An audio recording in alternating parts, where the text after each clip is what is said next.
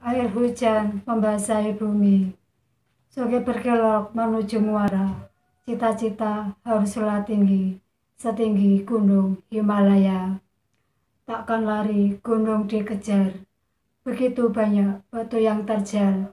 Maksud hati ingin belajar, tapi sayang tak ada sinyal.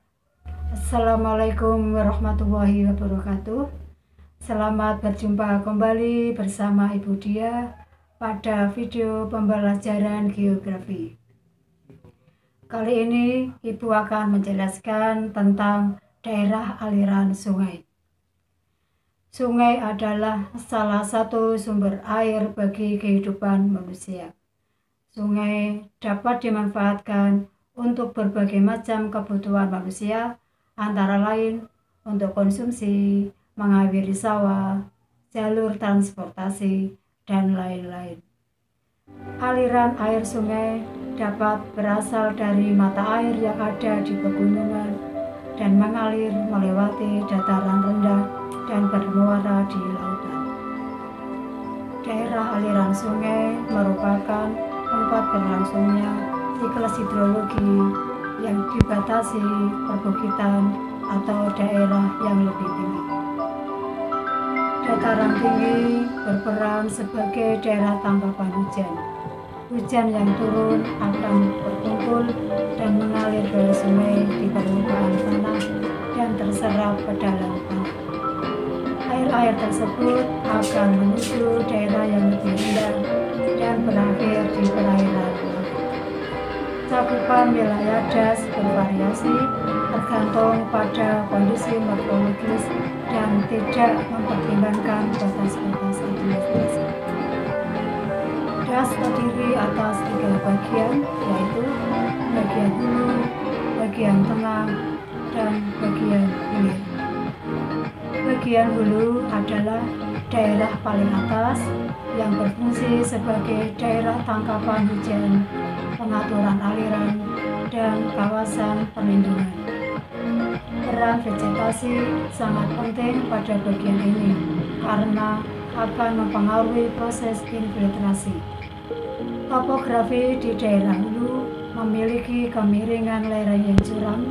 Kondisi ini menyebabkan sungai-sungai di daerah hulu beraliran deras dan mempunyai lembah yang curam.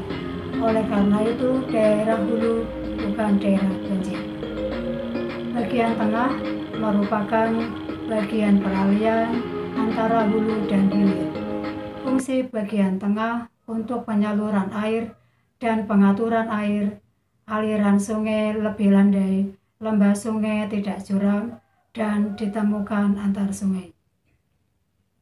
Bagian hilir adalah daerah pemanfaatan air oleh manusia. Kemiringan lereng daerah hilir kecil, kerapatan drainase rendah, dan sebagian merupakan daerah banjir. Aliran sungai lebih tenang, ukuran sungai lebih lebar, dan terjadi proses sedimentasi atau pengendapan. Proses yang terjadi di daerah aliran sungai saling berkaitan.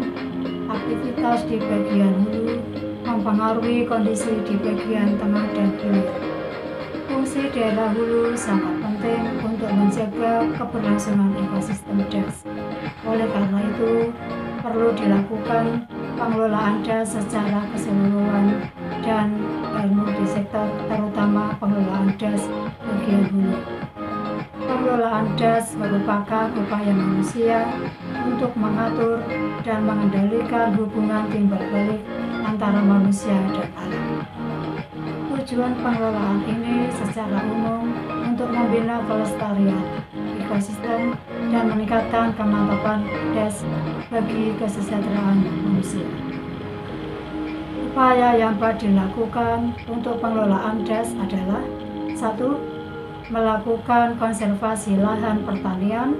2. Membangun dan memelihara saluran air. 3. Melakukan penanaman kembali dan penghijauan lahan. 4. Membangun dan memelihara infrastruktur seperti jaringan irigasi. 5. Mengatur penggunaan lahan agar sesuai dengan fungsinya. Daerah aliran sungai dikatakan baik jika memenuhi beberapa kriteria, antara lain: 1. Debit sungai relatif baik tetap dari tahun ke tahun. 2. Kualitas air baik dari tahun ke tahun. 3. Selisih debit antara debit maksimum dan minimum kecil. 4. Ketinggian muka air tanah relatif tetap dari tahun ke tahun. Bebasnya sungai dari sampah merupakan salah satu wujud kualitas sungai yang baik. Aliran sungai menjadi lancar sehingga air tidak meluap. Jakarta merupakan salah satu kota yang setiap tahun dilanda banjir, yang salah satunya disebabkan karena sampah di sungai. Demikian kajian tentang daerah aliran sungai. Tetap jaga kesehatan anak-anak. Danau Toba dari Sumatera, Danau Batur dari Bali. Siapa ingin hidup sejahtera, belajarlah terus sampai mati. Assalamualaikum warahmatullahi wabarakatuh.